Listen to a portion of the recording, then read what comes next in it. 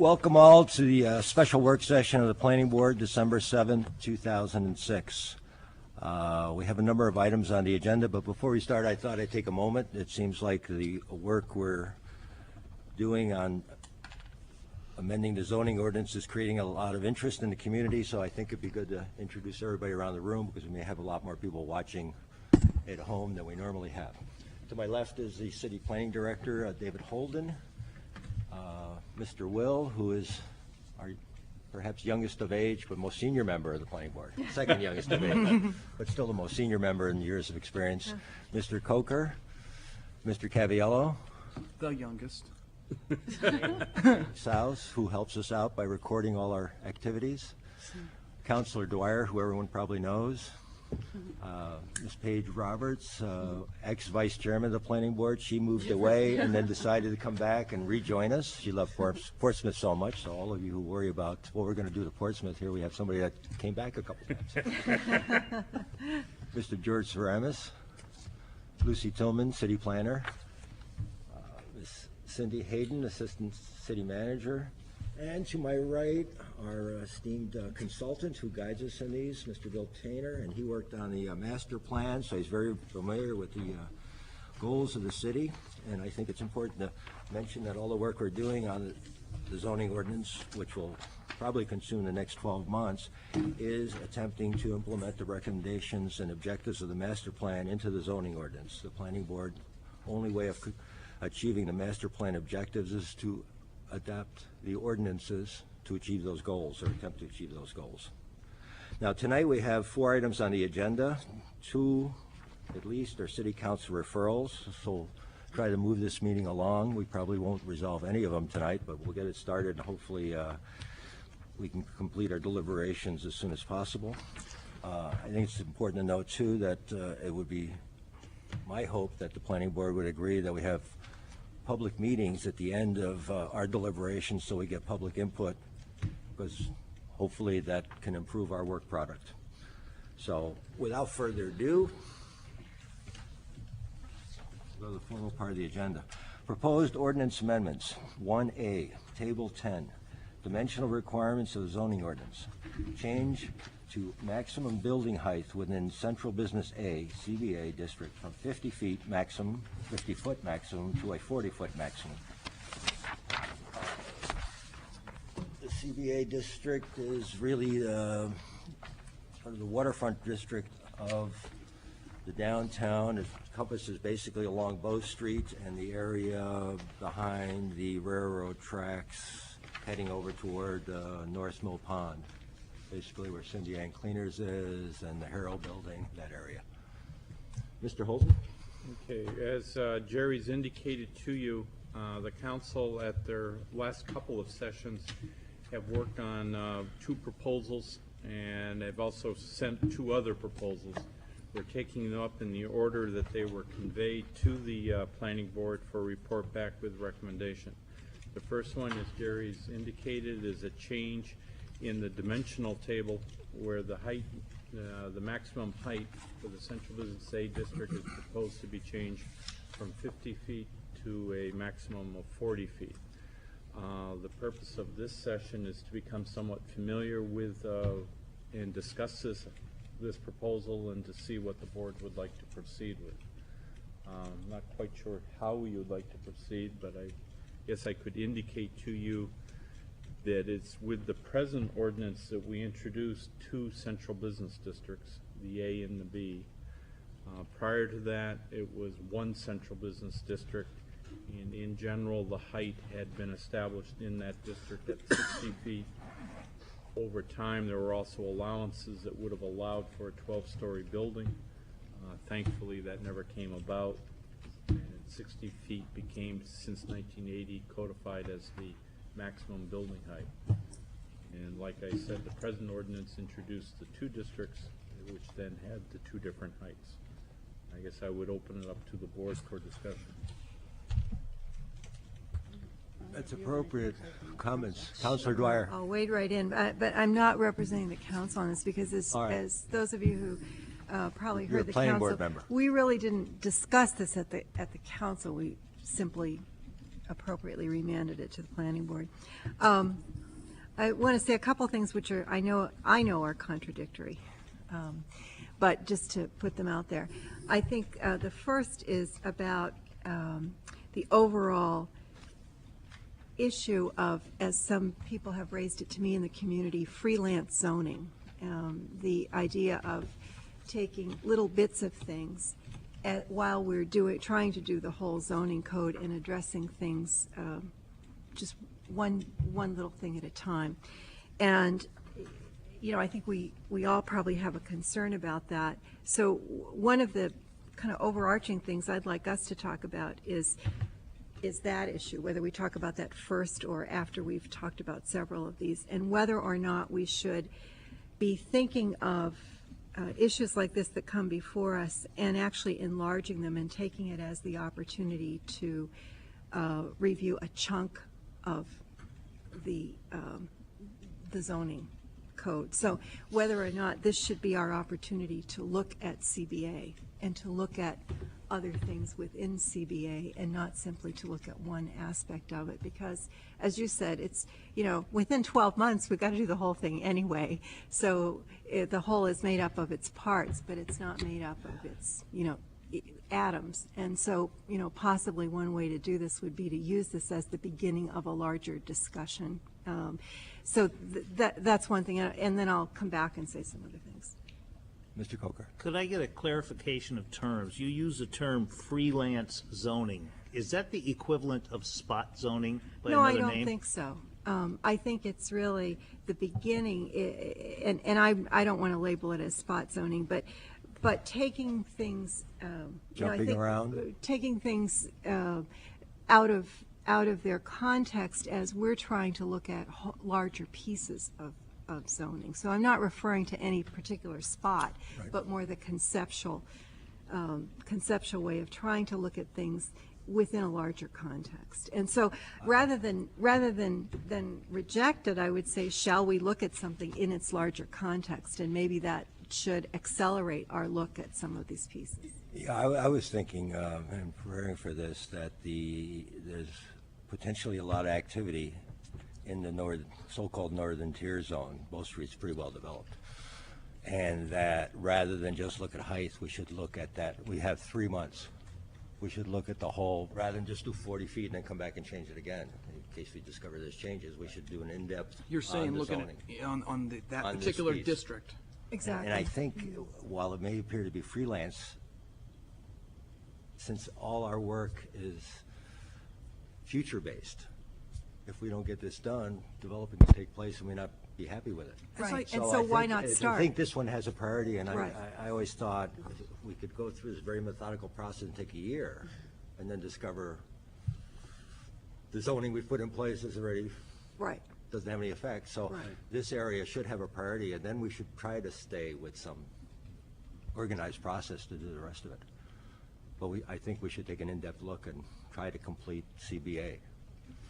Mr. Will. As I understand it, then, you're advocating not taking up a height requirement for now with in favor of the more idea of conceptually looking at CBA, Central Business A, as a whole. Right. And as I understand it, I don't think that's going to put us in any sort of jeopardy. The minute we start discussing something like the entirety of CBA, I think developers, and correct me if I'm wrong, if the department can, that's put future development on notice that if we're looking at that, they're going to have to present developments to us with those future requirements in mind. Just so we understand, Right. because Ray brings a very good question. The council deliberately scheduled second reading in December. What that means is right now, any building permit that's issued in Central Business A must, in terms of height, meet the requirements of both the existing and the proposed ordinance. So hypothetically, any structure that would be proposed to be under 40 feet would be allowed to go forward. Also, there's a 120-day clock running from the date that the council actually acted, which means we have until approximately the end of February, March for the board to make a report back so the council can take a timely action. So basically, we have 3 months to get back to the council with our recommendation, which should give us enough time to look at CBA in depth. Mr. Coker. But what is on the table is a change from 50 to 40 feet. So, I mean, We would consider that as part of, I'm just agreeing with Councilor Dwyer. A I think larger- rather than just look at 50 to 40 feet and have that debate, we look at the whole. Then if we're all in And agreement, if we decide 50 to 40 is a good idea, but we have that zoning piece completed. what other changes would we, I don't know. would we be considering? Well, in- I think we should look to see if we I can. think that's what we're getting at. Well, I think you look at this table and you start to see some potential changes that we should consider, because when I understand the reasons for 40 feet, I look across and I say, well, 5% minimum open space to a lot. I mean, that's something I think that needs to be talked about. The discussion that we had about, the presentation we had about dimensionality, mass, proportion, landscaping, all the issues that we surfaced that are relevant to the northern tier come into play. So, it looks to me immediately that that would be one thing that we would talk about. I'm sure there are others as well. And just expanding on that, I think, yeah, any kind of public benefit that we might want to see, that, the bar would now be 40 feet, but we would allow more height in exchange for greater than 5% open space, or a green building. Green buildings. Or live workspace, or, some kind of public benefit, whatever that benefit might be, and that I think the board needs to think more about and Wouldn't that flesh out. And sort of put our feet to the fire as far as what we've been discussing on form-based zoning? A lot of that seems to be what we're discussing, whether or not that's going to be a viable option in the northern tier or even within the city as a whole. And I'm not so comfortable with that discussion being rushed to 120 Well, days. but form-based zoning is, you have to develop a design criteria, and I don't think we can have that in 120 Yeah, days. that's what I'm getting at. I But at agree. least if we get the heights right and the massing right, then the form-based zoning could follow. Speak a little bit to what Cindy was mentioning. Under your existing ordinance, you already provide some incentives. So if you were to follow that through, for example, if you're in central business A and you provide more open space, you get that open space counts double towards your open space requirement. So I think what's being suggested is something that you also looked at in your past ordinance, was whether or not there might be some incentives that might provide a public benefit that are worthy of consideration by the board. See, I think Cindy, Mr. Campbell. Go ahead. I think Cindy brings up a good point. There's a big movement now talking about sustainability in the city. Now, at this point, it involves the buildings that the city builds, which the city doesn't build very many. Do we really want to encourage sustainability and green buildings in that area? We could have incentives, like 40 feet, but if you do a green building, you get 50 feet. And try to put some muscle behind the good intentions. Mr. Cavill. It seems like we're talking about the northern tier. Is it okay to start talking about the northern tier now? I had prepared some discussion or some thoughts on the 50-foot, 40-foot Great. thing. Is that where we're going tonight? Are we going Yeah. to start talking about that? Go on ahead. All right. Well, I mean, like a lot of people here, I wear many hats, and that one hat is a resident, and that person doesn't want the downtown to be too tall. I'm a little unhappy on Hanover Street. It seems like we really got a valley there and really towering buildings. I don't want to see that happen on coming into town on Maplewood. So I'm really encouraged by that. But I'm also wear the hat of an employee in of the construction business that looks at development. And one of the things that's nice about current zoning is that, for example, the property that was recently rezoned for the hotel, if they didn't have that height restriction, that hotel would have not gone in, because they need, a lot of developments need that height to get to the final floor or an additional floor to sell for in that case, condos. And they wouldn't have had the financing to do the hotel if they hadn't. So I'm concerned. I know we want to kind of, I don't want to say stifle development. We definitely want to encourage development on the northern tier to improve what's there. But I don't want to, on one hand, I don't want to have too tall buildings, but on the other hand, I don't want to make it so small that no one's going to develop it. And so I think it kind of has to be a discussion. I don't know what the proper organization to do that discussion is. Maybe the EDC is to find out what the economic impacts would be in that area. I don't know. Does anybody else have an opinion on that? Okay, Mr. Coker. I couldn't agree more.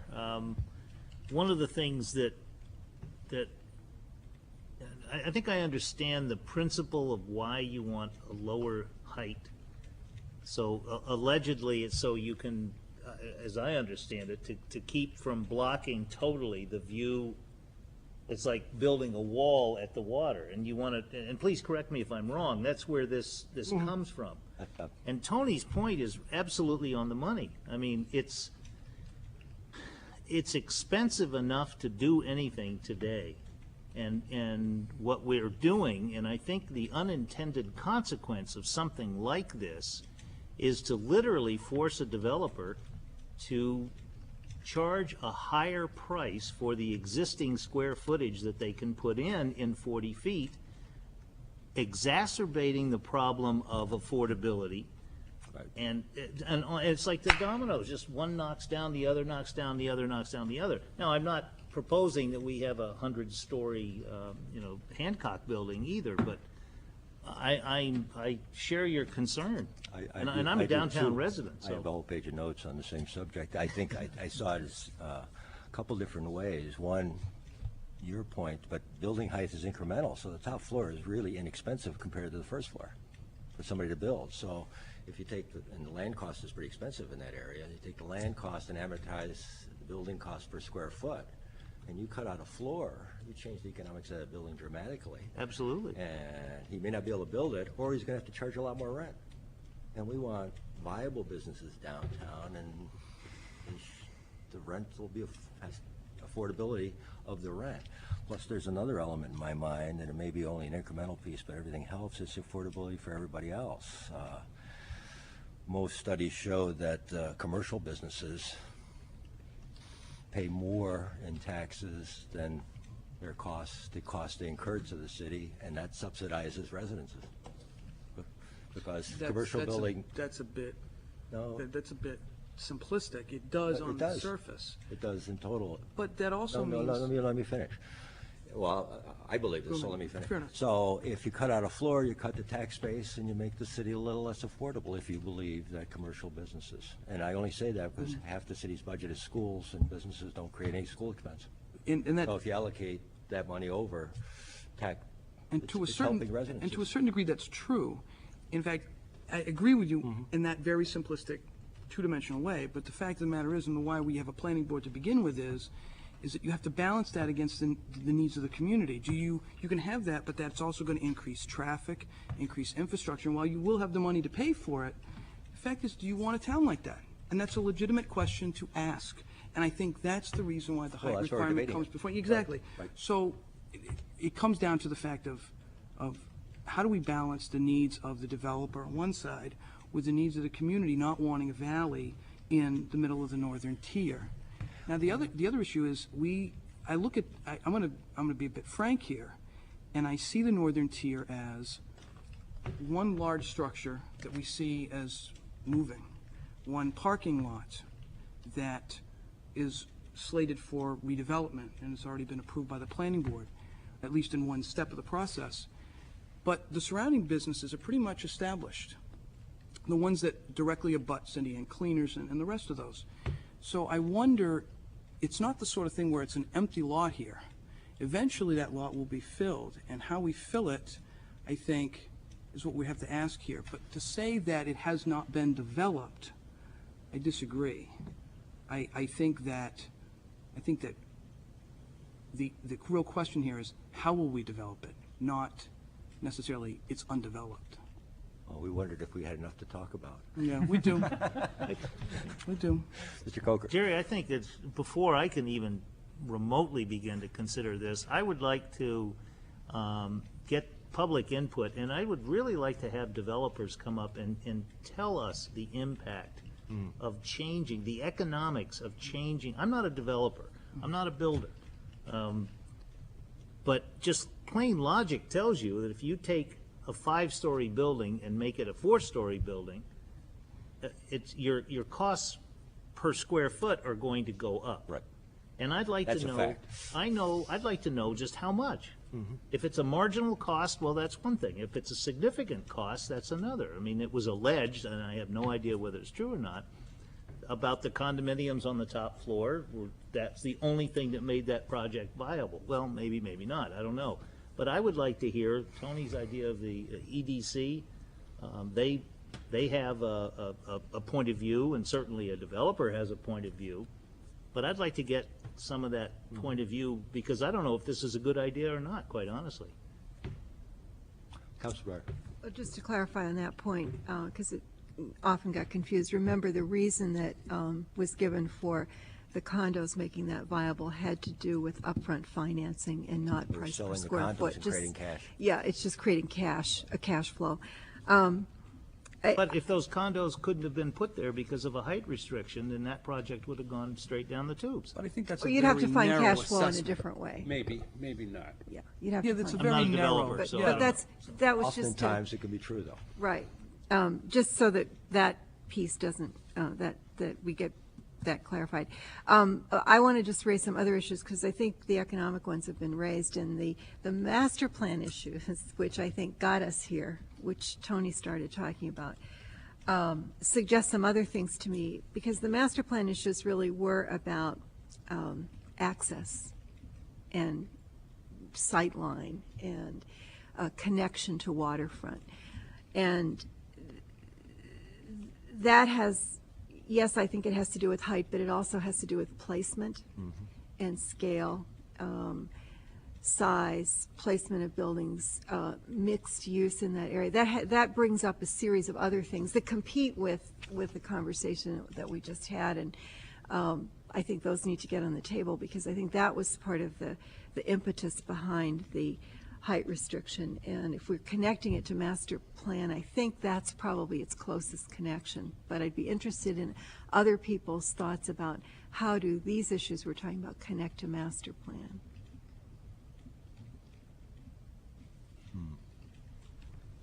I think that's a really good point, Chris. And for me, I think that we did hear a tremendous amount about walkability. We've heard a tremendous amount about the northern tiers being ripe for redevelopment. You know, if the city controlled the entire northern tier, we'd probably build something. If we owned that land, we'd probably build something very different than might get built under current regulations. So knowing that that's the area where we're going to see a lot of, or it looks like we're going to see a lot of change in the near future, and we're hearing a lot of buzz. The things I hear out of the master plan are, we want more open space, we want green space, we want human scale architecture, and I guess for me, it's what's the best way to achieve that? I mean, now the council has put into play kind of maybe a stick, and maybe our role as a board is to figure out what the carrot is to try and get the kind of development that we would prefer to see there, whether it's step downs to the water, you know, more broad form-based zoning, more green space, you know, incorporation of live, work, and I understand the economic issues, but of course, if you asked property owners, if you ask developers, of course, more height's always better, I mean, for money, I would assume, but it's not to say that if we're guiding the development of those parcels, we can't also get more of what the community wants, if we announce to the developers what it is the community wants. So I don't think it's necessarily we win, they lose. I think this is the beginning of a process, which we will probably want to talk much more about. And you know, I know what you're saying. I'm almost done. I know what you're saying, Don, about let's ask the EDC, let's ask the public. My concern about asking them too soon is, what are we asking them? Right. You know, Yeah. I think we need to flesh out Put our something in ideas as front a board before we say, so what do you people think of this? Because this is, yeah. So I'd rather steer us towards another work session I think we need I a think, yeah. work session just on this subject. so that we can further our own thoughts about this, because this is Yeah. a big issue. It's not a teeny tiny, oh sure, just slash off 10 feet, Right. done. I mean, Yeah. Well, you also have to recognize we're impacting the value of the properties there. And As soon as also, you it's slash a that pretty 10 feet, narrow so we can't question. do I this think too Cindy gently. raises some good points in the sense that there's a lot more we want for that area than just height. Right. I think maybe having a work session where we just basically open up CBA in relation to the question on height, give it some sort of, you know, narrow bone structure. You know, we're dealing with height here, that's what the original request of the council. But how do we open up the whole idea of the central business district within that, and then say, you know, come back, all of us come back with our own ideas, and at least maybe produce some other proposals for that. Yeah, I think one of, possibly, everybody's worried about canyonization. If you set the building back from the street further, you minimize that effect. And you give in them my the feeling. incentive to And so do there's a that. whole bunch of things we could look at, Yeah, think about. I think a lot of it comes down to the form-based zoning, you know. Yeah, it It's does. because you can hide building height from the street. I mean, 100 Market Street does it. You know, first time I found out there's a floor up there, I was shocked. I mean, you don't realize the building's It's another. hidden away. Yeah, It is. you don't realize, and that could be a form-based zoning function. So, if my comment about the EDC was with this 10-foot lopping, you know, if this is the way we're going, just 10 foot. If we're opening it up, we're going to change it to something else other than just lopping out 10 feet. Then yeah, we're too soon for the EDC or whoever. Maybe at some point we should be, maybe not this early, but at some point we might want to have a joint session with the Historic District Commission and the EDC all at the same time after we've brought this stuff ourselves, so that we can, and ask them basically, you know, generally what they think. That way you get all these people in the same room together, so that they're all basically on the same page. Didn't you say we had 120 days to do this? Yeah. That was sort of a, so let's see, 30 into 120 is 4. That's 4 months. That's, Well, and, you know, 3 months. it may be. We have to, March 1st. 30, We got January, February. 120 days. We've used up a month already. Yeah, but Oh, it's from the time they so record then into the let's make record. that 90 days. Mr. Chairman? We've used a month. It may be, you know, we should look at this in smaller pieces, because the board may want to report back to the council, if this is in fact the case, that the board doesn't want to just go 50 to 40, end of story, change this use table. That we want to look at this as a broader issue, and maybe we want to report back to the council that the board is thinking we take this in the direction of some public benefit in exchange for that, public benefit being architectural design, public open space. And then have the council, you know, let the board know if that's the direction they were looking for.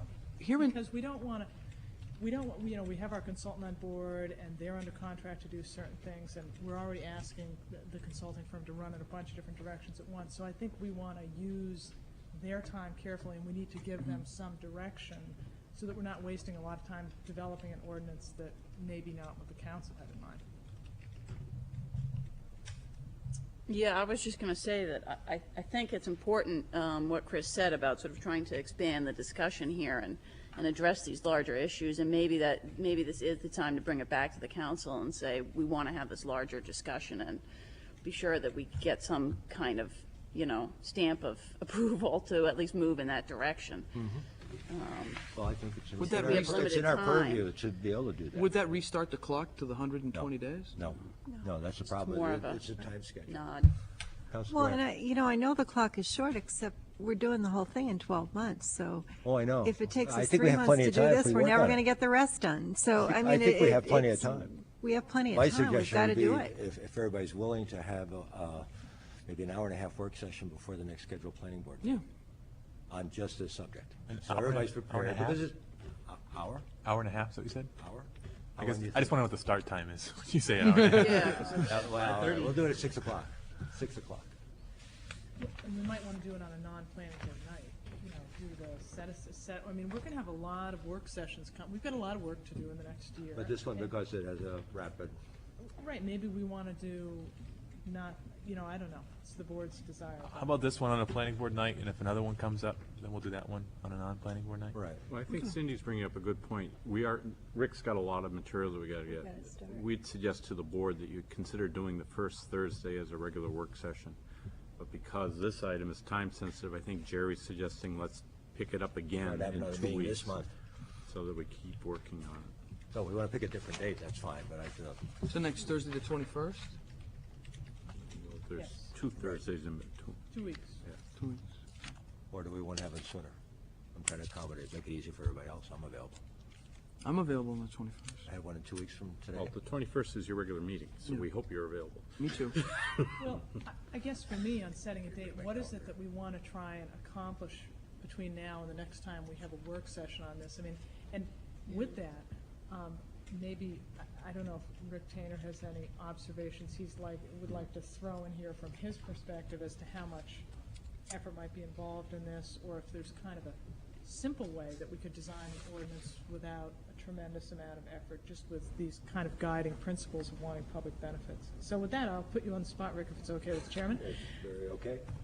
I guess there's kind of two approaches we could do. We could do the form-based approach, which is very detailed and takes a lot of time. And if you do it, if you do it right, it's very extensive and very detailed and very costly.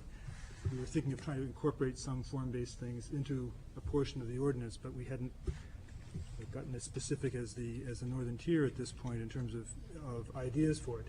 The other approach, which is the total opposite approach, is to essentially have a set of regulations that you can vary by special exception or conditional use permit. And sort of the way you were suggesting is to say, we have this menu of public benefits that we can essentially, if you provide a certain amount of public benefit, we can give you a waiver from a height requirement or a coverage requirement or something like that.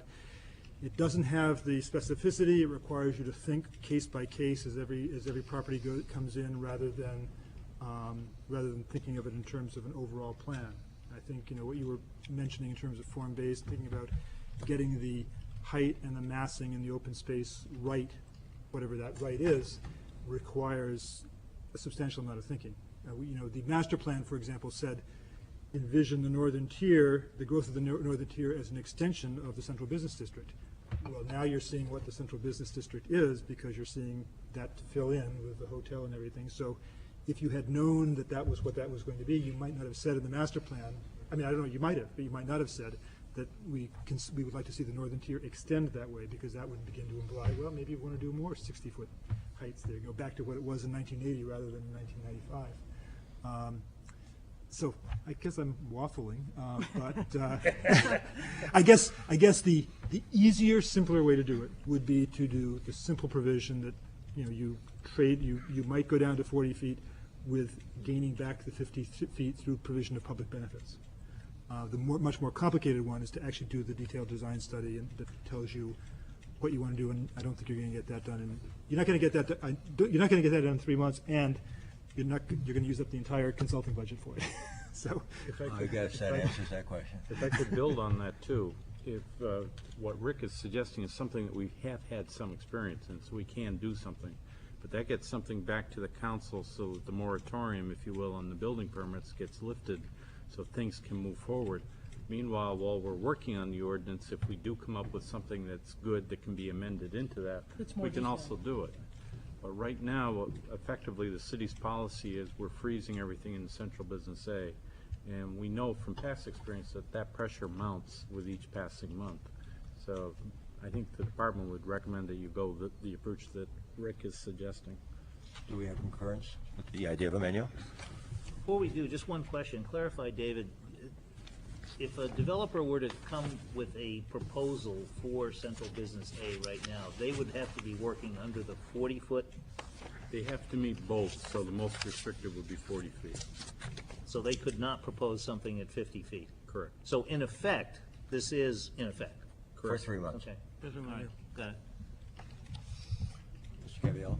Just to be clear, so what we're asking for a consensus on the board is that we're going to go down the route of menu-driven items versus form-based zoning? Right, because we can't get form-based zoning done. Well, that's disappointing to me. I mean, just because something's hard or difficult, I don't think that's. I don't think we're saying it can't be done. Yeah. What we're saying is in the time that's allotted so that we can move forward on this, we've got other tools in our quiver, let's use those.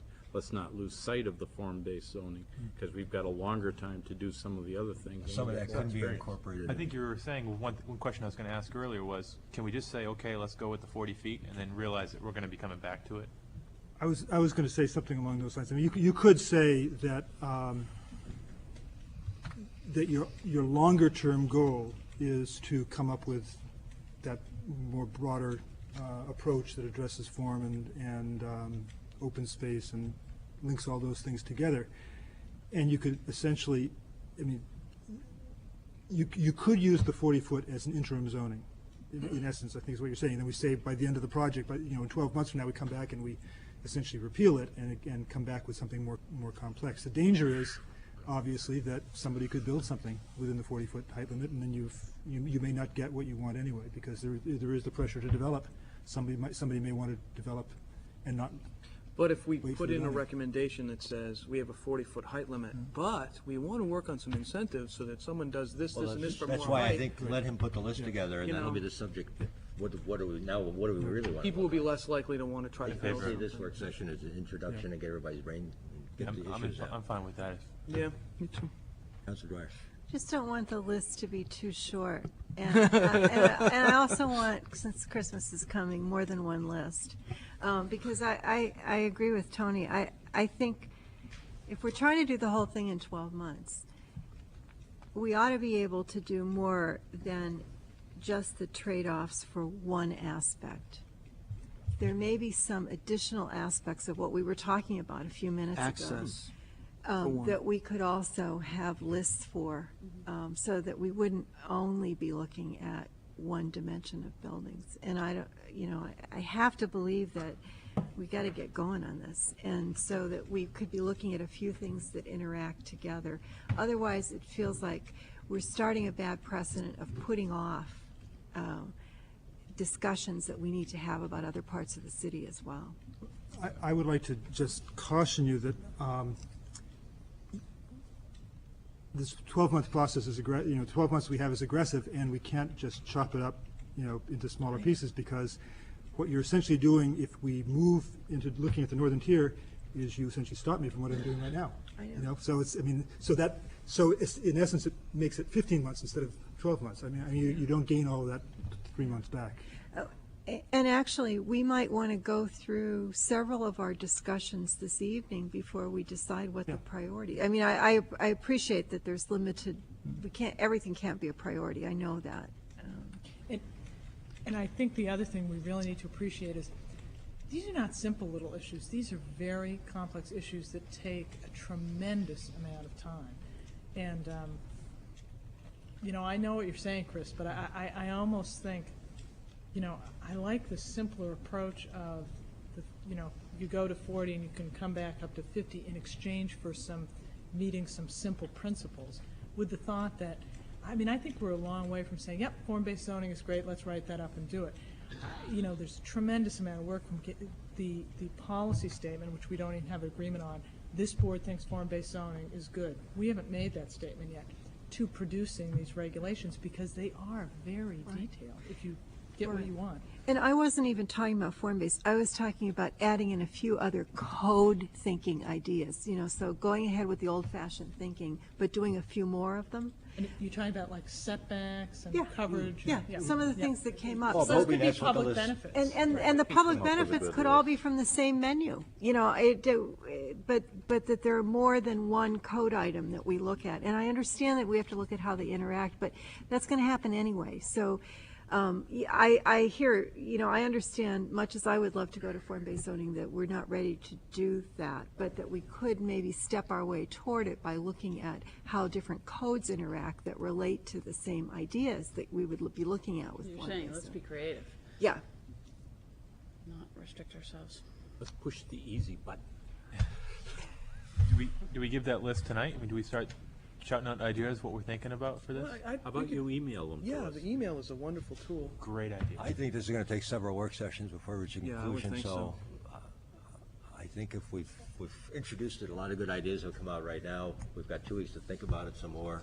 We can come prepare the next work session at that point. We're going to make sure the list, because at the end, we have to have a document, writing document.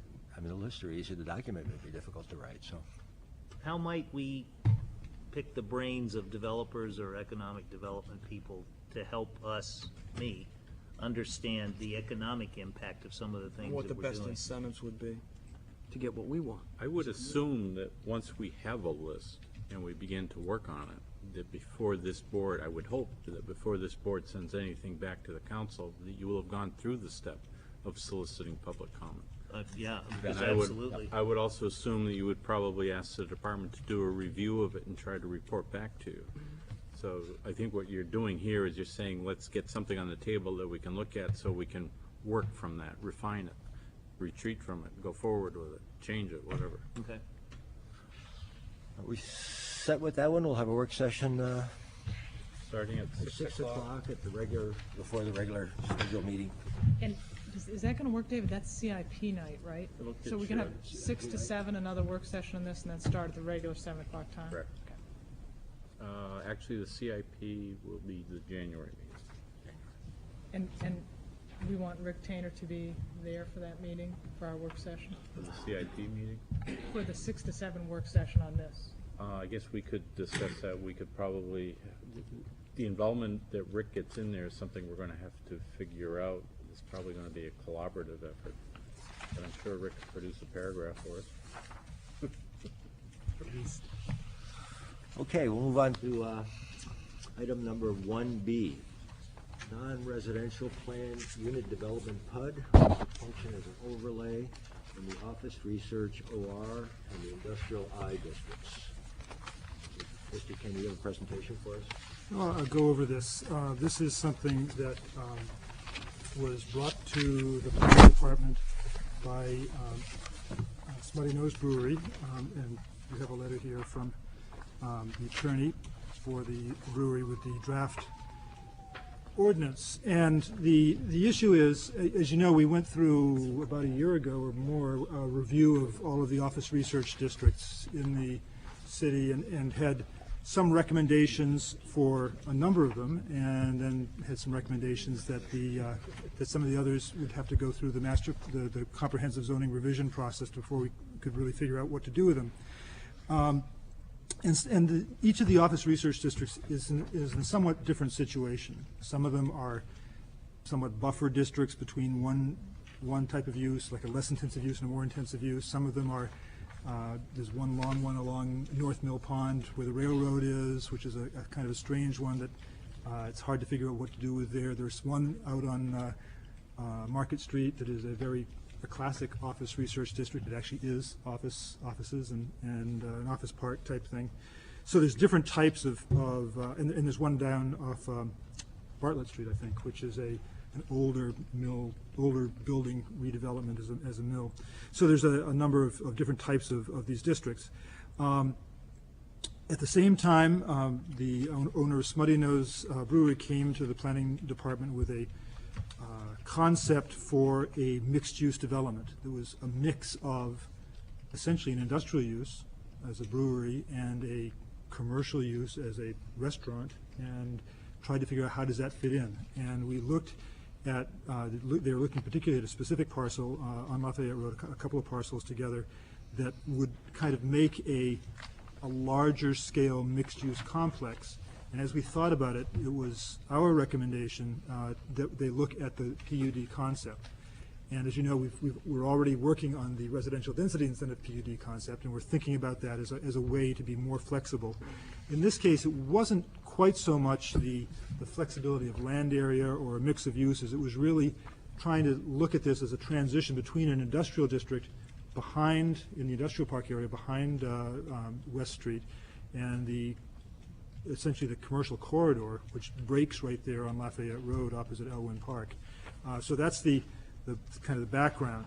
And so the ordinance as it developed and has gone through a number of revisions, but it sets up some pretty strict standards. It has to be either an industrial district abutting an office research district or an office research district abutting an industrial district, because it's seen as a transitional issue, and has to be at least 10 acres of land, and then allows all the uses that are allowed in the underlying district, and then some other uses that may be allowed in the supporting district. So if it's in the office research district, it allows all the uses in the office research district, and it allows some uses that might be permitted in the industrial district, which is considered the supporting district, and then some other uses. So there's 3 categories of uses: uses allowed in your district, some uses allowed in the abutting district, and some specific uses such as restaurant, gallery, arts and crafts studios, manufacturing of beverages, and outdoor entertainment. And then there are dimensional and intensity regulations. There's some buffer area buffers around the site. There's a front yard of 50 feet, and front, side, and rear yards around the perimeter of the site of 50 feet, but no internal front, rear, or side yards. So again, it's that PUD concept. You could divide it up into lots, and what happens in the interior happens through the site plan process. It's the exterior that you're really more concerned about initially. It's got a maximum structure coverage of 50% and a minimum open space of 20%. All private ways in the development. Everything has to comply with zoning and subdivision regulations as far as circulation. Some other key points: the required front yard of 50 feet has to be entirely landscaping except for where there's access coming into the site. And anything abutting a residential district, if there were such a situation, would require a landscape buffer at least 50 feet in length. And then it provides the application review process, and which is somewhat based on the existing PUD process. And then it describes the planning board action. The planning board could approve, deny the request. Nothing here shall compel the planning board to approve it, and it's site plan review, and so there could be conditions and so forth on that. So that's the general outline of the concept. Like the residential density incentive PUD, it has a limited number of sites that in the city that it could apply to.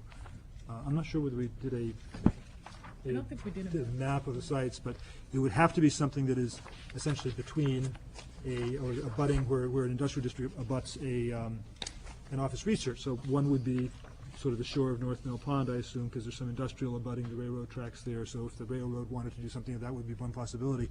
I'm not sure what other possibilities there are. I'm trying to think if there are others. The key one is West Road. Yeah. Because what this was intended, and I think the board may recall, that we've had numerous proposals for this property. The board itself rejected the idea of garden apartments being there. You also did not like the idea of it becoming retail. And so you challenged in the master plan that we take a look at how we could do a mixed-use type facility here. And that's literally what's come up with this. We've also taken the concept that it won't be a strip development. It's not going to look like a mall. It would put the parking in the rear. It also takes advantage of existing access ways that are servicing West Road, the private road, so that there's minimal truck traffic. So it looks like a pretty good model and one that might be applicable elsewhere in the city. But the impetus for this is coming out from the board's experience with the properties off of West Road. Just one of the things that struck me about this was, well, I can see how the developer proposing this would make it, this would be a wonderful way of developing a piece of property, meets the city's guidelines. It's a very good back and forth between the city and the developer. I'm not sure I understand how this could be done with other industrial and office type uses. I'm not sure how, unless you're saying your corporate offices are in the same structure as your main manufacturing warehouse. And usually we have reasons for separating the industrial from the office research zones, and obviously, in the case of a brewery, that's especially a microbrewery, that's obviously not a contention we have to deal with. But I think there was a reason why we separated the zones, and I think we have to do what we did with the other PUD, the RDI, and that is, how do we make this less for a brewery and more for every other industrial office use, where I see this as working very well for two things that work great together, but I don't see it working very well for every other type of business. I think that's what we really got to ask ourselves and get examples of. Mr. Roberts. Yeah, I'd like to agree. I guess I'm sort of wondering sort of why we're using this mechanism of a non-residential PUD when it sounds like we're focused particularly on this one area.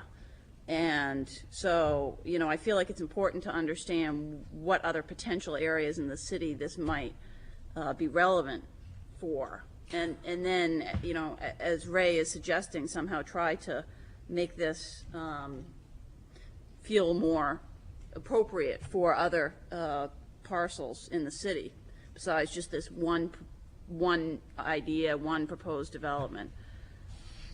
Yeah, As opposed to doing some other, changing the zoning or coming up with some other mechanism to address this particular issue. Maybe this is more of a question for developers. I mean, what other uses besides a brewery could you see this being used for, is my basic short question.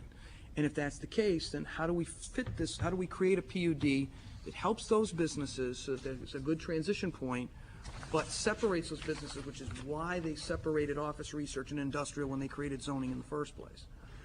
One of the things that we talked about, and it's not part of this plan, but one of the things we did talk about were things that were similar to this sort of relationship between the brewery and the restaurant. For example, if you had a specialty specialty food production type thing, that, that you might have somebody that is doing some type of manufacturing operation, whether it's bread or whatever it is, that may not be allowed in the district that you have, the OR district, but it would really work with some type of, attraction like a restaurant or a cafe or something like that.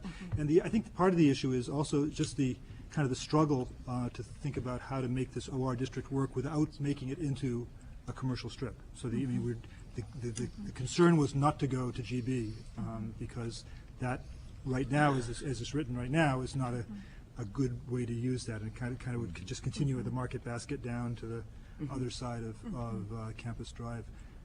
Let me also build on that just a little bit too, just to carry through if I could. It's allowing all the uses that are allowed in the industrial and office research, so it isn't tailored to one use. Then it also introduced a table of uses that are in addition.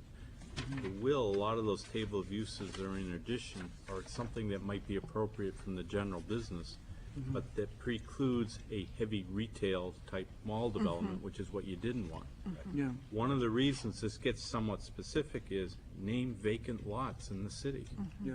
These are the two lots that this board struggled with for 2 years, and what we're doing is following through on the master plan to see how this area can be developed. I would not say that this is tailored to one particular use.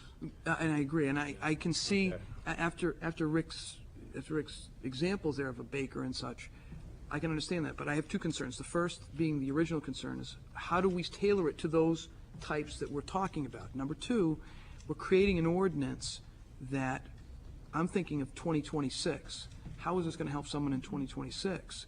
Because if we just craft it to one particular thing, we have to be thinking forward. It isn't crafted to one. I guess that's where I take exception. And I agree with that. I can't, but for the life of me, without Rick's example, I wouldn't know either. But I think there's an opportunity here, Dave, and I agree with you in the sense that there's other businesses that can benefit from this. The other thing that I'd like to say about this, and I won't interrupt again, but is that we're taking sort of the same approach here that we took with the residential density incentive, which is to create something that has really quite limited applicability right now and see how it works. And then if it works, then you might want to expand it. So that, we've talked about how in the future we might want to expand the affordable housing concept to other districts other than the GRA and GRB. The same thing here, even though right now it's written for OR and I, we may decide that it works and it works well, so we might want to allow it in GB, or something like that.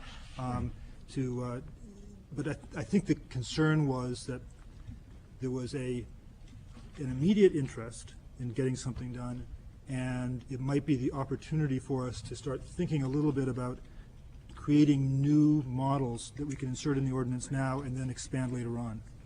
Mr. Cavaliero's had his hand up a long time. I got a few questions. I guess maybe I missed it. Is this a conditional use permit we're proposing? No. Or just it would be permitted? It's a use. Why wouldn't we make it a conditional use permit on this? So we could get more. Well, one reason, look at the requirements. They're pretty specific, so they're setting the stage.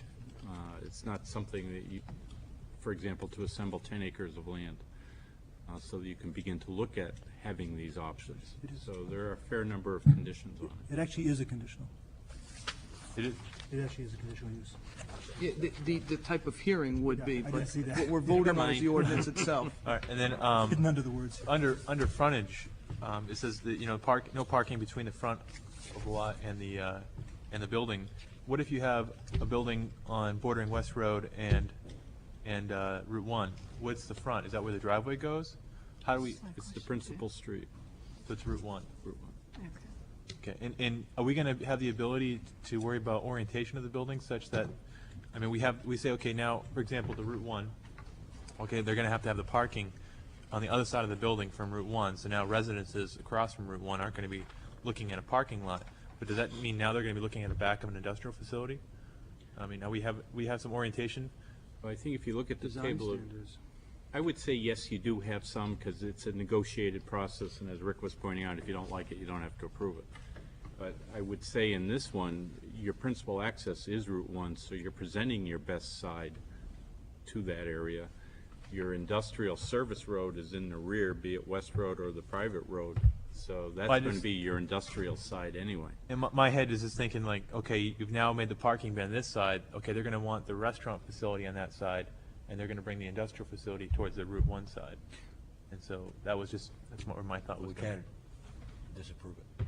Yeah, we don't have so to we prove can, the anything. conditional use permit will allow us that option. And Mr. Chair, I think Councilor Dwyer's had her hand up a long time. Councilor?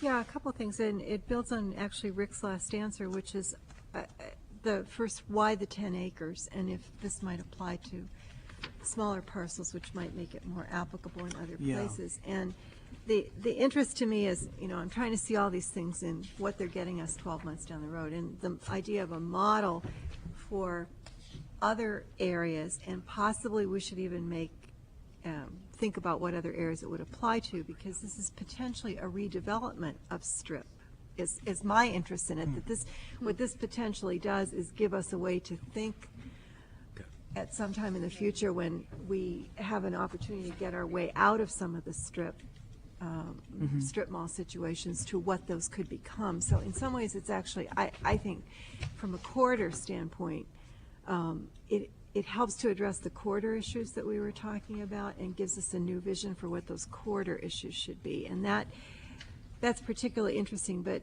that seems to me maybe the 10 acres is too high a bar, and so Yeah. I'd be interested in whether that the planning department feels there's something really important about that. I think Mr. Coker's had his hand up. I'm not sure how I feel about this in general, but I don't see anything that leaps out at me to be opposed to, save one item. And as an aged veteran downtown resident, the piece called outdoor entertainment really sends up a flag to me, especially with Rick saying, well, if this works, we can expand it to general business. And the outdoor entertainment is a quality of life issue for people around. It's bad enough downtown when you can hear the band at the Gaslight Deck. We've had, over the years, many appearances in front of the Board of Adjustment and the City Council to fight the noise issue downtown.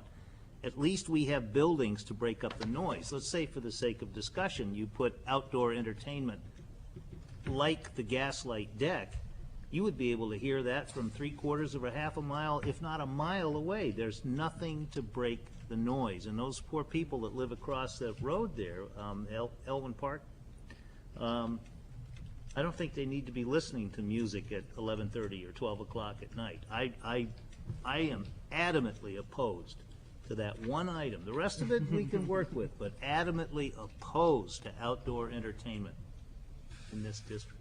so what do you feel about outdoor entertainment in this district? All I was going to say, going back to what Councilor Dwyer said, I think one thing that would be really helpful if the department could prepare a map, just like we did for the RDI PUD, as to where this applies now with the 10 acre, and maybe we could kind of do the, 5 acre, just so the board can get a sense of where does this really apply. I get a better vision for this proposal on a 5 acre stretch. That tells me that there's a developer that's trying to combine a little bit of the aspects of what they do. If it's a baker that wants to provide a retail establishment there to sell their wares, it seems more reasonable if it's on a smaller parcel than a larger parcel. My big fear is not so much with the office research concept, but with the industrial concept.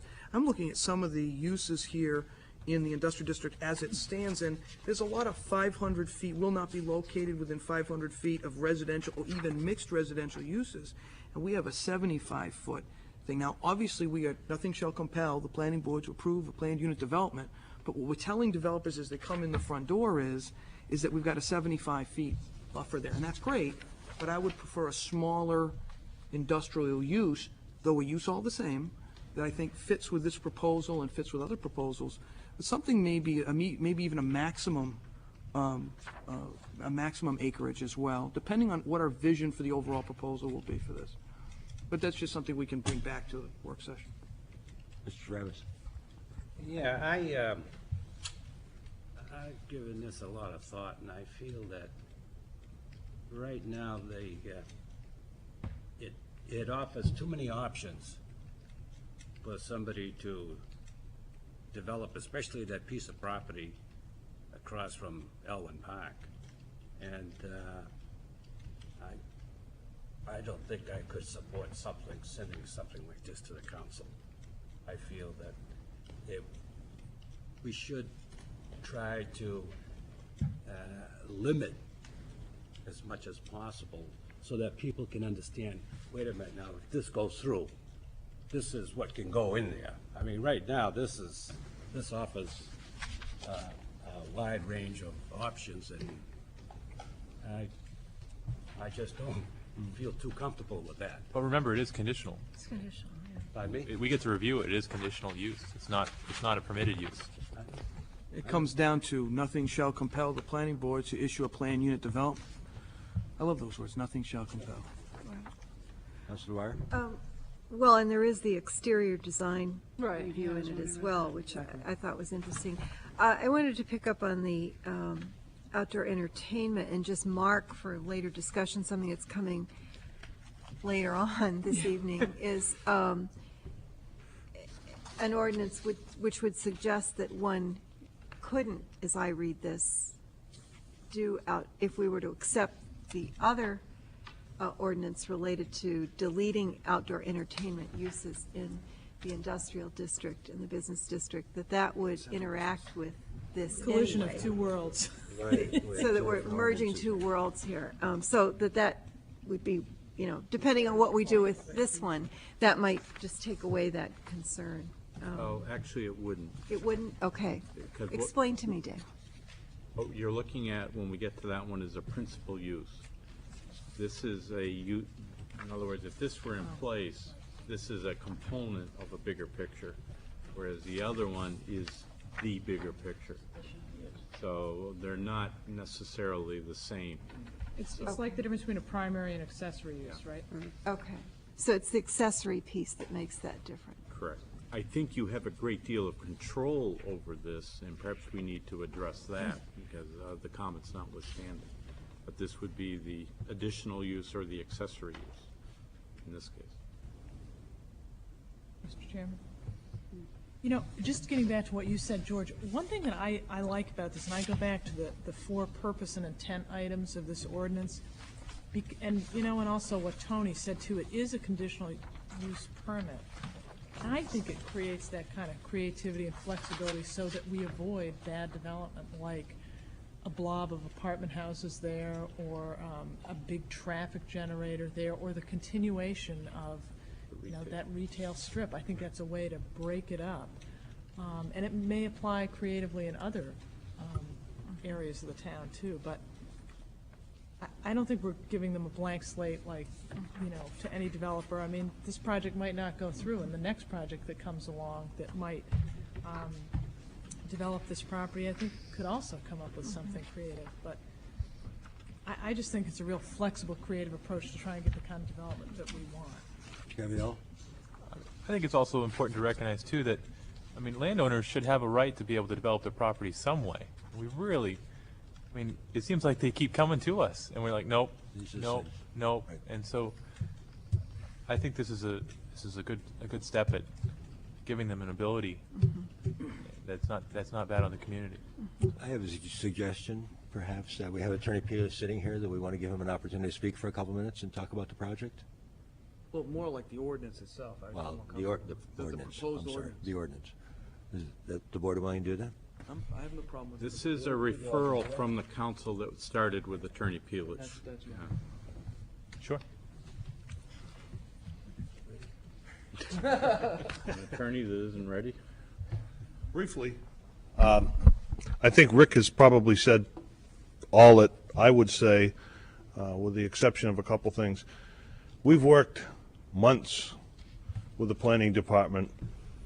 The genesis of this whole thing was that Smutty Nose was in a position where they know that they're going to grow, and they know that they're going to have to find a new location, and they were this close to being in Newmarket, but they really like Portsmouth. And with their present operation, there is no zone in the city in which they are a neat fit. that there's just no place that they can go because of the way the ordinance is written. So we approached David with that, and he immediately put us in touch with Rick, and we had meetings every other week for the past probably 6 months with David and Rick and Lucy and Cindy and various city staff. This was an idea that Rick came up with that certainly we felt was workable. It's a chance to give small industry a place to go, a campus type of concept that's in keeping with the master plan. And we wanted to make sure that it was, and we went through that. Somebody had a question about what other types of uses. A lot come to mind. A Stonewall kitchen type of use, if you've been over there. Ideal situation. A lollipop tree, a Bailey Works, where people are actually producing something and having a retail component on site. A small furniture maker, things like that. We've tried to think of startup, small cottage type, or the next step above a cottage industry type of, and then this is a micro brew, and that's what, you know, we're not going to approach the size of Red Hook over there, but it's a similar concept, only a smaller scale. So we'd like to move forward. The second dilemma that we had was, we knew that the rezoning process was going to take approximately 12 months, and that's the figure, and we almost don't have that much time. So the planning department said, if you want to go forward on your own and make this request, you can do so, and so that's what we've done. And we really don't want to get bogged down in some of the other. This one is unlike the first one, where it's very dealing with a very small specific item. This is something for not just this zone, but other areas in the city, and we'd like it to move forward as rapidly as possible. It's much like the assisted living PUD, for those of you who remember 5 or 8 years ago. Me. And going through the whole conditional use process for the ALPUD before you even start the site review process, so that it gives this board a lot of scrutiny, very, very much, and a lot of flexibility, and it's a good process. I've worked in PUDs, residential PUDs as well as non-residential PUDs, and it does give a lot of flexibility, not only to the developer but to the board. So I don't know if you have any specific questions, David? I do. Mr. Will? You mentioned, you used the phrase small industry, which I'm a big proponent of in a long-term scale, not for a particular development, but more along the lines of having a lot of small industry in Portsmouth. How do you see if the plan unit development for industrial and office research had a maximum acreage as opposed to a 10-acre minimum?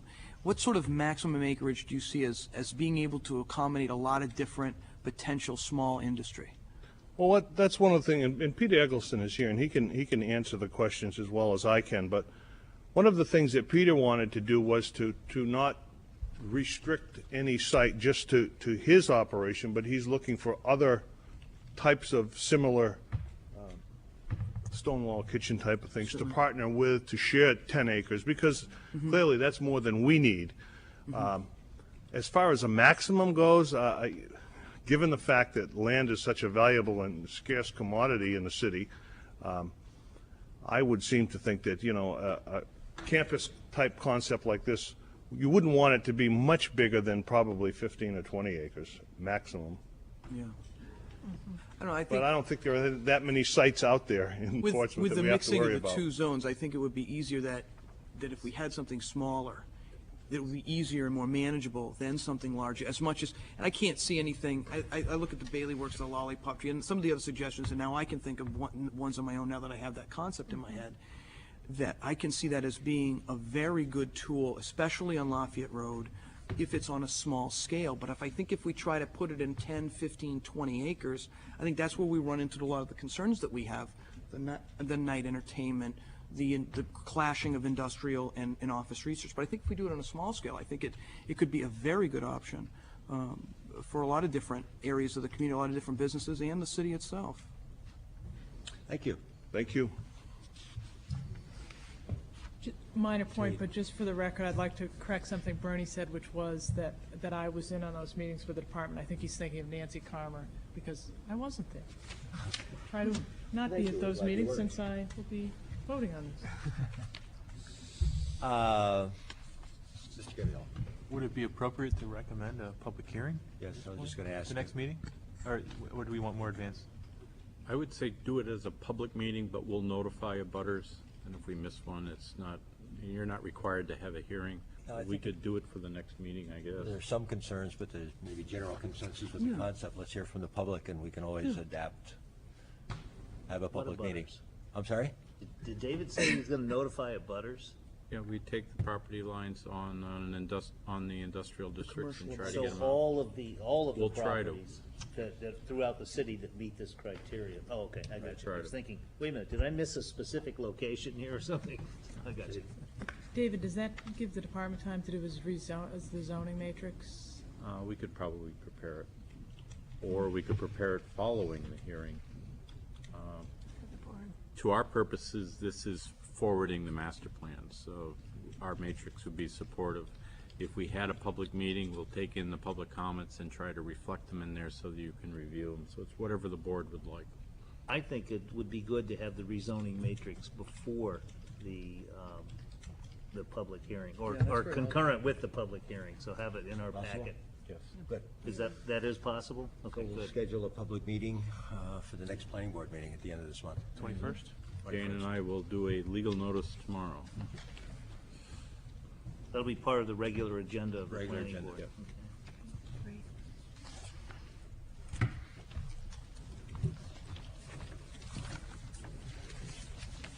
We're moving on?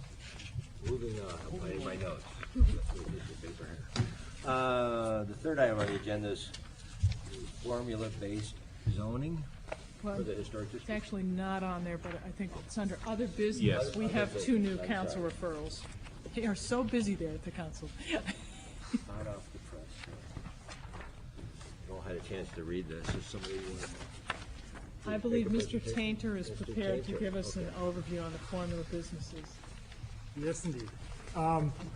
Well, this came because of a request from councilors for trying to implement one of the recommendations in the master plan, which had to do with controlling the growth of franchise businesses in the historic downtown. I believe that was in the master plan.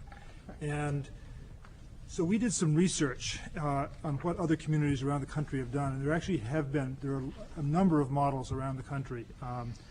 There were some from small towns, Algonquin and York, I think, had done it, and there was Port Townsend, Washington has an ordinance, which is another kind of funky artists community kind of place, and then we looked at Bristol, Rhode Island, which has one that has been commented on nationally as being a good model, and then Nantucket had recently adopted one last spring, so we looked at that as well.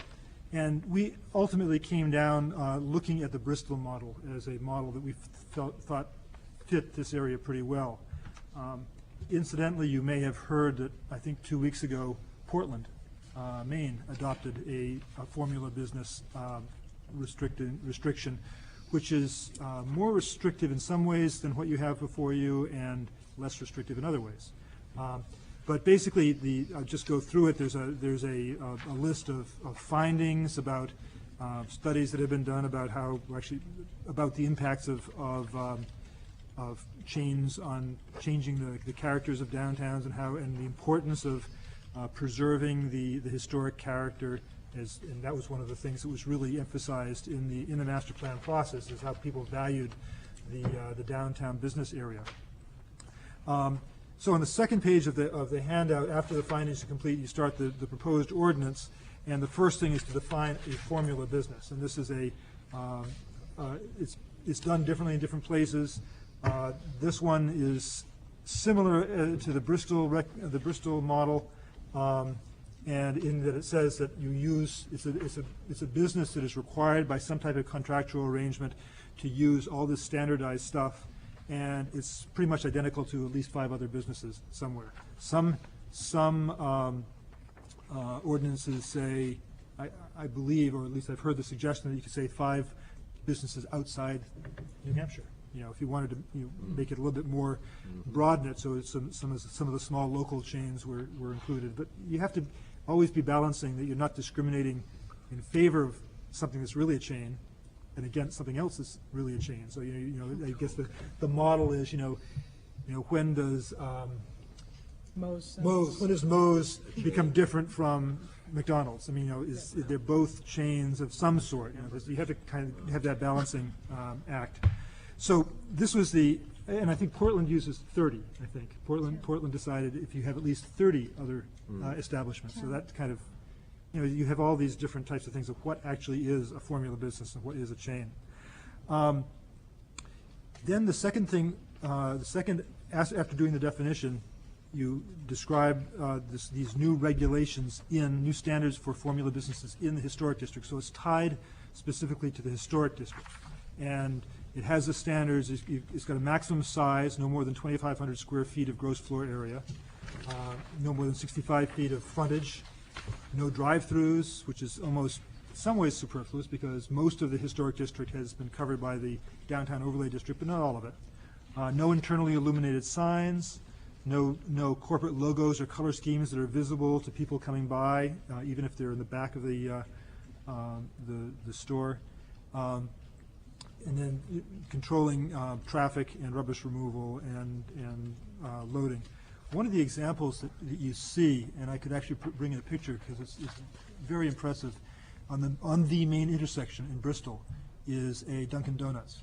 And it is, the signage outside is very much in keeping with the historic, because that's a historic district too. It's very much in keeping with the historic district. You can see all the way through from the plate glass windows to the back of the store, and you can see all this stuff on the back, but it really doesn't have this.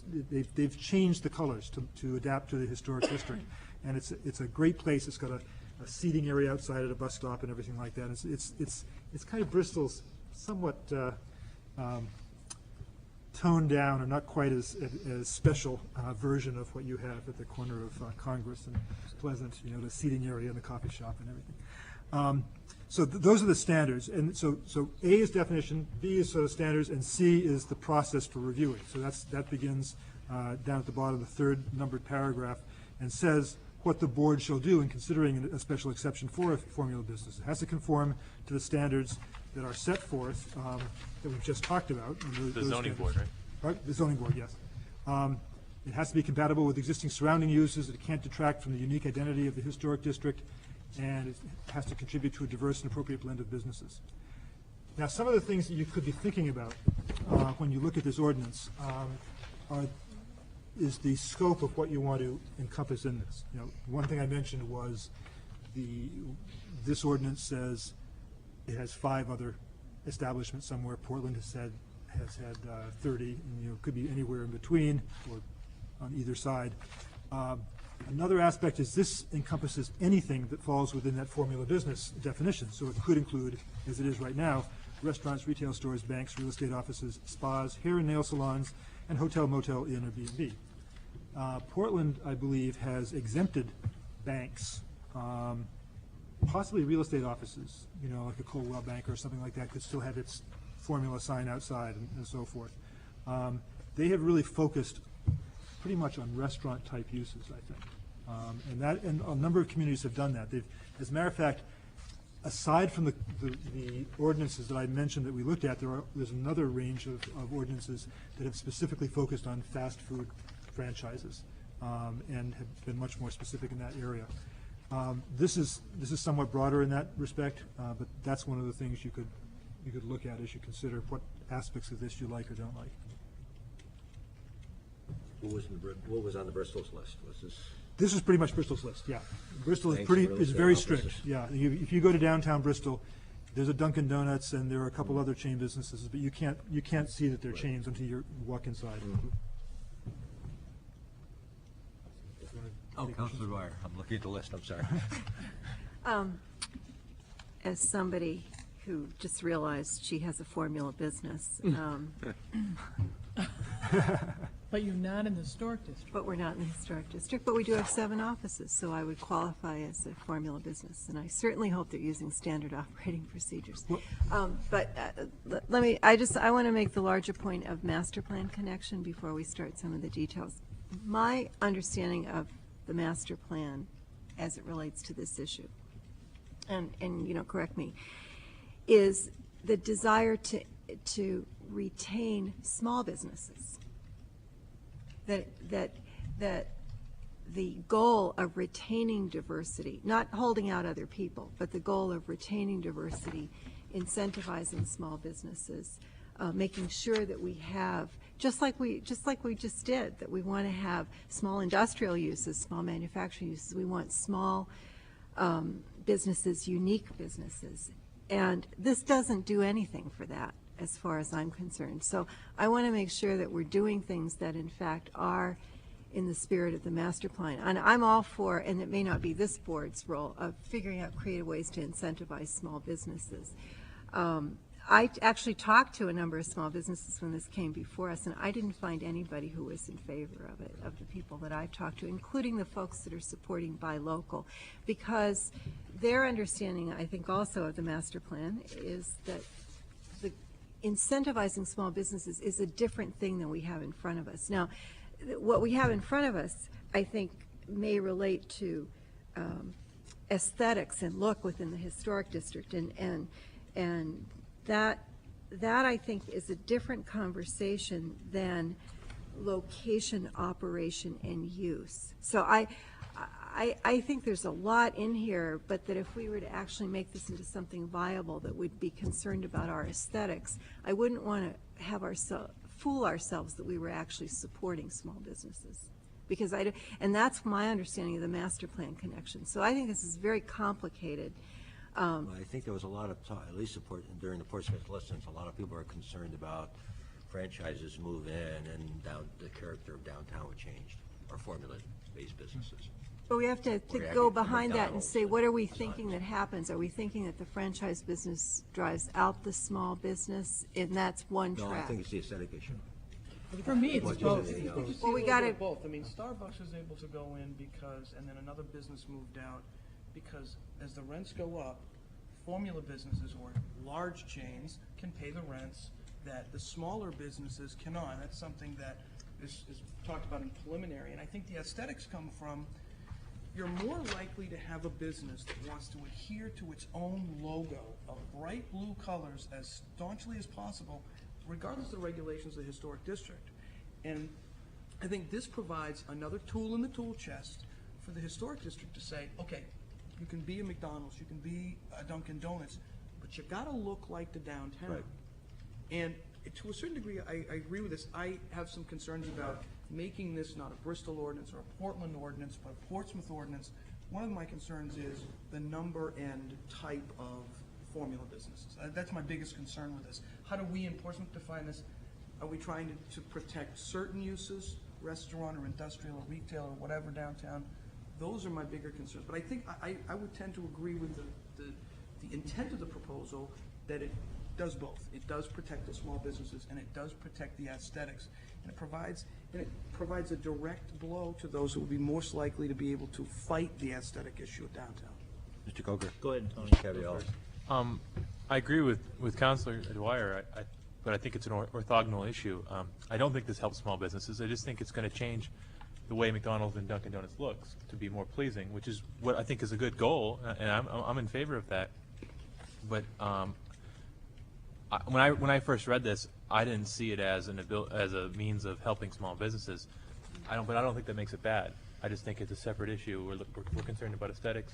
Right, I read it as protecting the aesthetics of downtown. Yeah, and I also think that we should include, I definitely want to include restaurants, but the real estate, that to me is a concern. I think the one glaring thing in downtown that says not Portsmouth is the Coldwell Banker sign. I mean, so I was shocked when that went in, and I can't remember the other things you said besides real estate and Banks. Banks. I would include banks in that as well. I don't. Get him, Tony.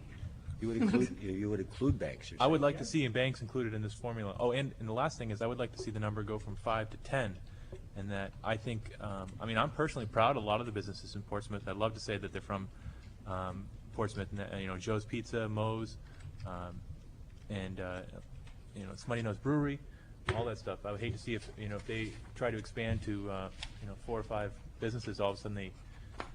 5 strikes me as low, too, a Yeah. small number. Yeah. Even 20 seems to strike me as low. I think there's a threshold, maybe 30 to 50. Because we got a lot of 20, we've got a lot of 20 location businesses around New England, and these are basically small-time operators. Mr. Coker? I've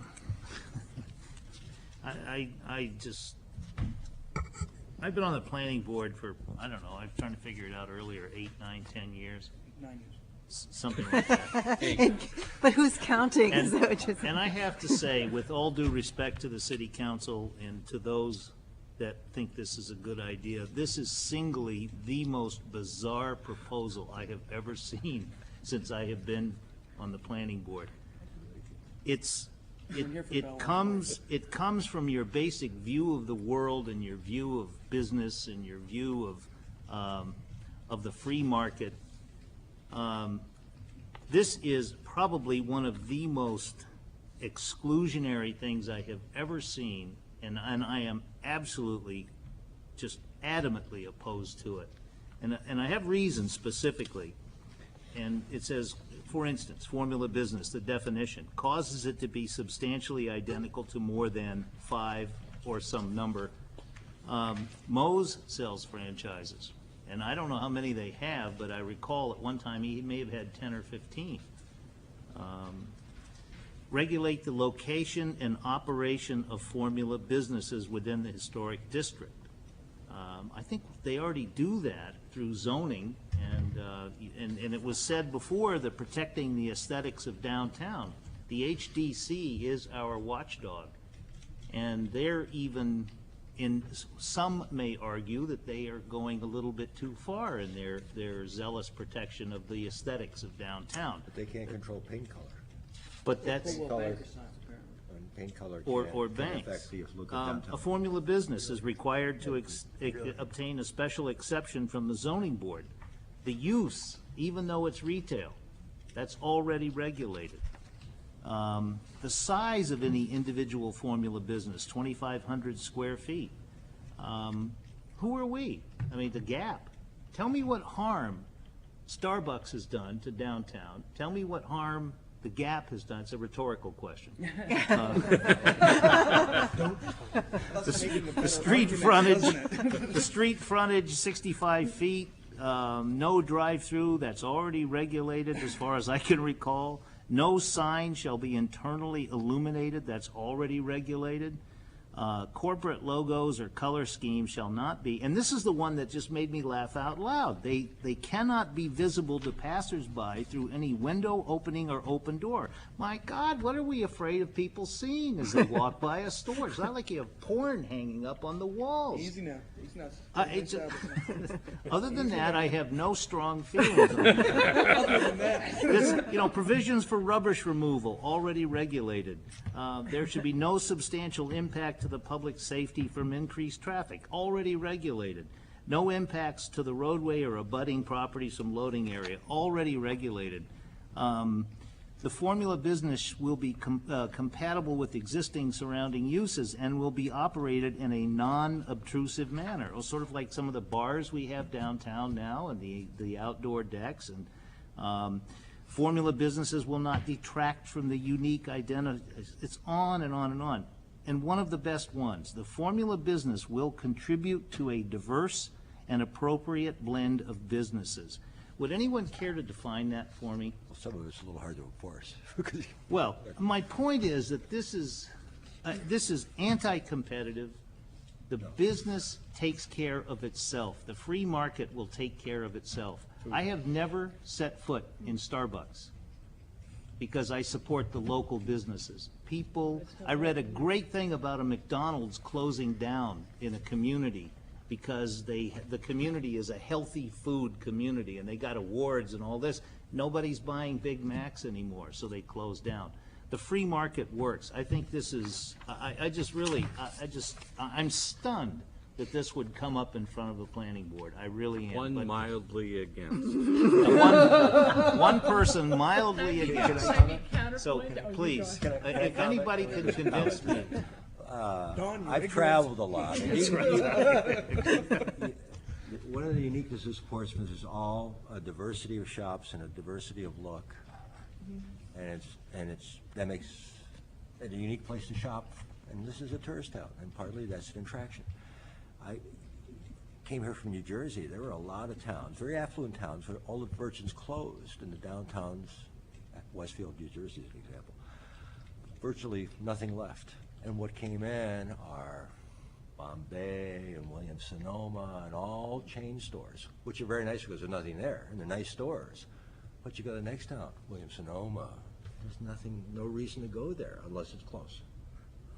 But aren't we And so- proposing so something? we're not stopping Williams-Sonoma from coming in. We're just saying, make it look like Portsmouth, don't make it look like Williams-Sonoma. But the HDC will take care of that for us. Not HDC doesn't necessarily. control signs. They can't Oh, say they you don't? can't put a sign up. No. No. Really? They can't do paint colors. Has anybody taken down the Coldwell Banker sign? HDC The is building, forbidden the to man that paint just color. opened up a beauty shop in our building wants to put on the awning simple Terra Magra, and he can't do that without going to the HDC. That's because it's a sign, and it goes to the HDC if it needs a variance. It has to go to both the BOA and to the HDC. But if you can issue a sign permit, it does not have to come in. I just frankly don't, I see this as a solution to a problem that doesn't exist. But it's trying to head off a problem that may occur. That's For why example, all these think places about- are doing it. Think about if Surrey Street Bakery was gone and there was another Starbucks there, if Breaking New Grounds was gone and it was a Dunkin' Donuts. I mean, here, it's a big issue in the zoning world, and I think this kind of headline of the article, and we could share this with people, is combating sameness with the formula business ordinance. And that, to me, is what it's all about. When you go to these towns that Jerry is talking about, where it's just chain after chain after chain. And they all look alike? You could be anywhere. Why would you go there? You know, that is the issue that, yeah. We're not talking about Woodbury Avenue. We're not talking about heading down Route 1. We're talking about downtown. And that- But And imagine- I That's do what I'm not talking about, see- downtowns. And I do not see the problem. Maybe I'm blind. We're trying to head off the problem. We're trying to make sure it doesn't happen. No. Dunkin' Donuts can still open. When was your last On the eye street, test? It won't look like the typical Dunkin' Donuts with their crazy signs and colors and stuff. It'll have to look like Surrey Street Bakery. the bakery. Do you mean to tell me, and I mean, this is a serious question, I own a Dunkin' Donuts franchise. I want to open another one downtown. I don't even know where you'd begin to put one, but I want to do that. Do you mean to tell me that if it lies within the HDC, the historic district, the HDC could not regulate the look of that business? I don't know, they They can would say look at the that it glass. can't say big Dunkin' Donuts. This says they can't have a big Dunkin' Donuts. Specific. Mr. Cavill Yeah, has been yeah. waiting a lot. There's an Tony. open spot inside of the new building on Congress Street, I believe. Helen M. is one next to it. The HDC would have no say for Dunkin' Donuts to go inside that open spot. And I don't know if they'd have a say if they wanted to put a Dunkin' Donuts sign in the window, but they definitely wouldn't have a say if they went back 5 feet from the window and put a Right. sign. I also say there is a problem with Coldwell Banker. And how many McDonald's are there in the world? You know, millions? I can't tell you the difference between Hampton and Northampton McDonald's, but I go to Freeport, that's one of the coolest McDonald's I've seen. It's a nice looking building, it's shingled. I remember Freeport's McDonald's. I mean, I've never been inside, but That's what we're trying to I've driven accomplish. by it, it's nice. Because I'm sure the downtown Freeport has zoning ordinances like this. It says we want that to be unique. And that's, I mean, I cannot stand the Coldwell Banker sign. I see it every day I go home. And I'm like, how did this ever get allowed? You know, they didn't have that sign there recently, up until recently, within the last year or two. And so that's the type of thing where I'm like, when I read this, I was like, this is a no-brainer. But I'm I surprised trust we're debating. my eyes, okay? I drive 50,000 miles a year. I go all over New England. I go New York and New Jersey. I have been in virtually every town in New York and New Jersey and the 6 New England states at some time over the last 25 years. I do not see this problem. I try to pay attention to it. I don't see it. I really don't. Who's your I see it. optometrist? I see it on I see it on strips, Woodbury Avenue and Route 1 and, you know, places like The that. problem with traveling is Route you don't know what 38 it was and- like 20 years ago, and you see it today once, and it may look nice, but I just You know, so- frankly don't see the problem, so maybe I'm just sticking my head in the sand, but I'm willing to be educated. This is to head off a problem that may not happen, but it's better to have the mechanism to head it off, to make sure it doesn't happen. And it's all about aesthetics. to me. It's moving on. Do we schedule me some out. sort of public hearing or? If the board is acceptable, I think. Yeah. I think Other we than hashed that, that I out have as. no strong feelings on the matter. If the board Yeah, ready for why a don't public we- hearing? Yeah, I would think so. Yeah. You want to do this one at your December meeting? I'd suggest that you might want to move this one off of the. I would agree. Yeah, I would Yeah. tend It's to, gonna be long meeting. because January meeting. Okay. we might email each other back and forth as to what, or the department direct, I'm not sure. Let's not get into, these. Emails. Emails. Yeah, it's is a bad great to idea. know. You know, you don't want to have those kind of communications. We should be taking, these discussions should happen in the public so everybody can hear how our thoughts are evolving. Okay. And that, if we do it in January, that'll give the department time to do a zoning matrix too, if we're gonna go that way. If you want us to do it before the meeting or after. And by the way, if anyone has any information from reputable sources and, you know, places like that, I'm more than happy to read it to try to educate myself, but I, you know, again, I put reputable. Nothing.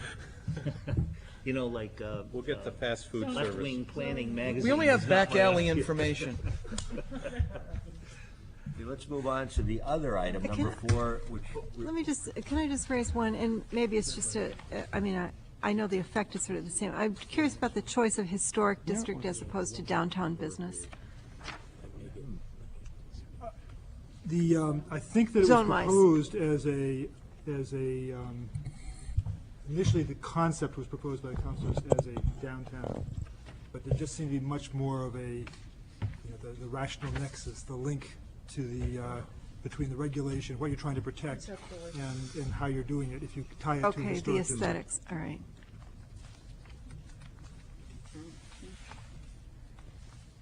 item number 4, outdoor entertainment. Mr. Holden? Yes, the council has referred a proposal to the board to look at, and what it aims to do is to address an issue that is very on and close to Don's heart. It's to regulate outdoor entertainment. What it would specifically do is remove outdoor entertainment and outdoor recreation as an allowed use in all the business and industrial districts. What it would do is any business that is out there at the present would become pre-existing non-conforming and would be allowed to continue, but it would attempt to regulate any future outdoor recreation. One of the reasons for doing this is a wondering or what the impacts are of outdoor entertainment and recreation in terms of traffic, impacts on adjacent neighborhoods, and whether or not this is an appropriate mechanism. I would suggest that you might want to schedule this also for a public meeting. It won't be possible to notify abutters on that, to solicit public comment on it, so that we can get a recommendation back to the council. Councilor Dwyer. In the spirit of context and master plan, what's the larger piece that this might fit within? Sorry. For me, the larger piece is that we have very limited industrial land and business land, and outdoor recreational uses, one, eat up a lot of land and tend to generate a lot of traffic. That, for me, is, you know, where I'm coming from. Is that the best use of our industrial land to allow? Can you give an example? Of an example of outdoor recreation? No, take one that produces a lot of traffic, and are you talking specifically like baseball fields and? Water country. Water country, Thank you. enormous traffic. Parking lot in an industrial zone. Or if you were gonna have, what was the thing that was proposed at Pease a number of years ago? that- Baseball. Well, no, I'm thinking, wasn't there like a concert Yes. venue? Oh, yeah, there was a, concert yeah. Oh, is that how we wanna use our industrial land? This board, for example, recommended against the rezoning of the land that became the second part of water country. The reason you did that was because of the value of the industrial land and also due to the traffic impacts. If I remember correctly, I think the department recommended against rezoning, the board recommended in favor of it, and the council recommended in favor of it. I remember, because I was one of the people that supported the department on that. Mr. Cavallaro. Does this include central business district? No, it's just, Yes, actually, CBA and B. We don't have. but it grandfathers the rest of the place. But it's disappointing to me, I mean, because I think that's, This is going sort of to where Counselor Dwyer, Yeah, I this think we're- addresses outdoor entertainment that is a specific use. For example, the hotel or the bar or the restaurant. that as a has it. primary use, Right. Those uses, the accessory uses would be allowed to continue, well, to continue or in the future as well? to continue into the future. Just so I'm clear, a new business that wants to have an accessory outdoor entertainment use is going to be permitted. If it's coming in under a hotel, bar, restaurant, yes. Okay, This, Because it's a primary use. because it's not a primary go use. for it, Lucy. Well, I've always considered this section, if somebody wanted to put in a deck outside and have outdoor entertainment, they would be seeking a special exception to have the outdoor entertainment for that restaurant or deck or whatever it was. Any outside venue would have come in for a special exception. But that's where I'm confused, because special exception is crossed out here. Yeah, it would just take it right out. meaning. it But wouldn't let's be go back to used. Tony's question then. But for example, a restaurant including accessory uses, bar, taverns, places of public assembly and function rooms is not affected by this. Correct. That would allow 250. So you can have your entertainment because bar and access. Indoor bar, entertainment. yeah. Indoor. Indoor. This Indoor. is, well, and also outdoor. Because if you're a bar or restaurant that gets it anyway because of your use, you can have it either indoor or outdoor, as I understand what you're saying. David, what part of the ordinance are you reading from? Article 2208, page 3, number 19. 2208.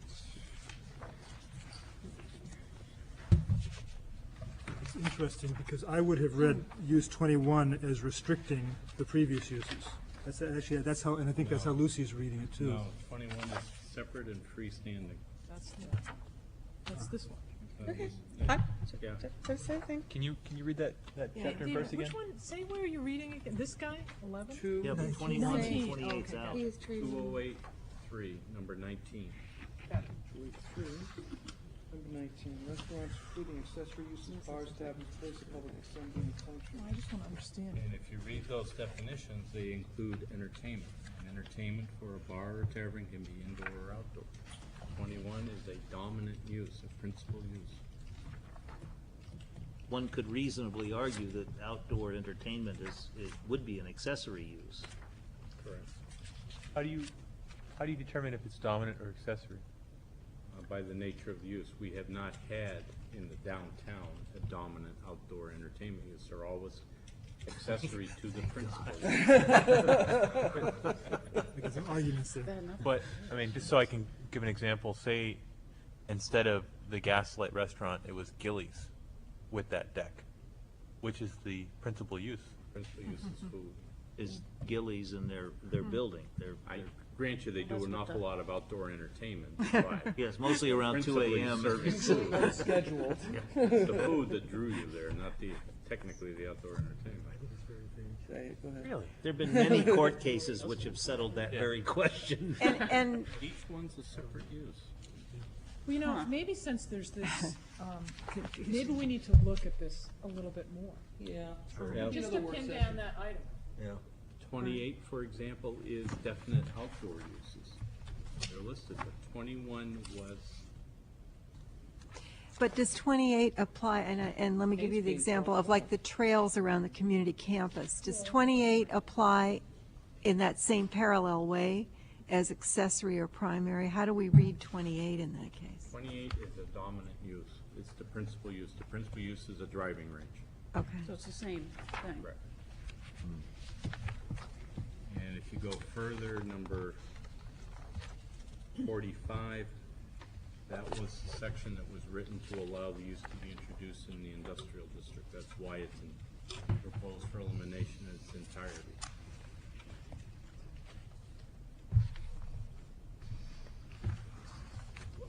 Would it make sense, you know, that old standby of unintended consequences? Should we look at this a little bit more closely to see that if we implement the things in this little chart that's before us, how might it affect, I mean, I think those are good questions that are raised. Yeah. Let's Right. make sure before we They'd be very rush worthwhile. because, we've been here for almost 2 Yeah. hours. And we have time on this one, I think. Right. to do Yeah, a be little sure we really research, maybe. understand what it covers and what it doesn't. So it doesn't conflict with other sections, too. As long Other as you sections schedule it while conflict the with it. snowstorm is on. Right. Nobody's outside in the cold. So would this be a work session, a follow-up work session? We can schedule when they're ready. Or maybe at the next planning board meeting, we'll schedule a work session. Yeah. I don't think we could play Yeah, with we this could- one before the next one. And we could probably do Okay. this one in February, considering people won't be, humming and hawing about it. I think you want to keep moving on it. Yeah. I would say January. Well, it may be a quick one. We can tack it on another work session. I would say that whatever ultimate resolution there Work is, session will be quick. we still need to have the protections in place for controlling outdoor entertainment. Right. because And that it is- comes with the police power, not the Hey. city power. Knowing that we have a lot of work to do in the coming 6 months and a year, I wonder if it makes sense, at least in people's minds and in the mind of our consultant, if we would set aside the first and third Thursdays as options for work sessions so that people Good can idea. carve those out on their calendar. Not that we would certainly meet every single first and third, but that, The third one is your regular meeting. well, I know, but I mean that earlier time. We could tack a work session on before. But I think, Chairman Ritchie indicated that it would be helpful to him to plan ahead, and I think that that's true for the rest of us, if you can And just for mark it on me- their calendar and know that there might be. Does that make sense? 7 o'clock on the 1st. I mean, the time is definitely an issue. Well, we're just gonna carve out, Yeah. keep that date available if Does we can. 7 work for you, Beth? Yeah, I mean, 6 is really, really pushing it. I think 7 probably works for everyone Yeah, I because think it's a that's normal fine. time. Especially if it's that first, because I could easily go through a 2-hour work session. Right. Just when you do that, and then you get the meeting, too. And we expand to fit the space anyway, so if we start an hour earlier, we're still gonna go till 9. Right. Any more questions? No? Thank you That's it. very much. I think it was a productive day. Great session. Thank you. I adjourn the meeting. My gavel. That was the best